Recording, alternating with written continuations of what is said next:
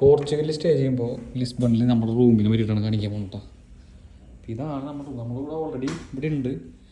അപ്പോഴത്തെ ഇതാണ് എൻ്റെ ബെഡ്റൂം, സ്യൂട്ട് റൂമാണ് ബുക്ക് ചെയ്തിട്ടുള്ളത്.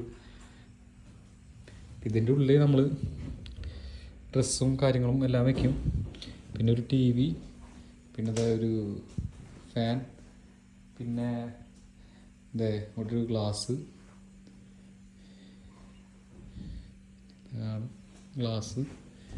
പിന്നെ നമുക്ക് ഒരു ഫ്രിഡ്ജുണ്ട്. പിന്നെ എന്തെങ്കിലും ഫുഡ് വയ്ക്കണമെങ്കിൽ ഫുഡ് വയ്ക്കാം, റോസ്റ്റ് ചെയ്യണമെങ്കിൽ എന്തെങ്കിലും റോസ്റ്റ് ചെയ്യാം, പിന്നെ എന്തെങ്കിലും തിളപ്പിക്കണമെങ്കിൽ തിളപ്പിക്കാം. പിന്നെ അതേപോലെ ഫുഡ് ചൂടാക്കുന്ന കാര്യങ്ങൾ എല്ലാ ഫെസിലിറ്റീസും ഉണ്ട്. ഗ്ലാസ്, അതേപോലെ തൊട്ടപ്പുറത്ത് ഇതുണ്ട്.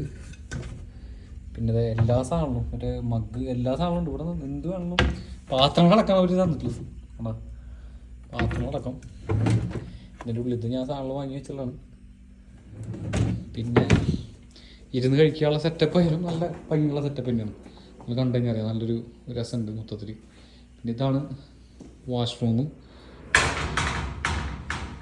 കാണാം. ഇതൊരു വാഷ്റൂം. പിന്നെ അതിൻ്റെ ഒപ്പം തന്നെ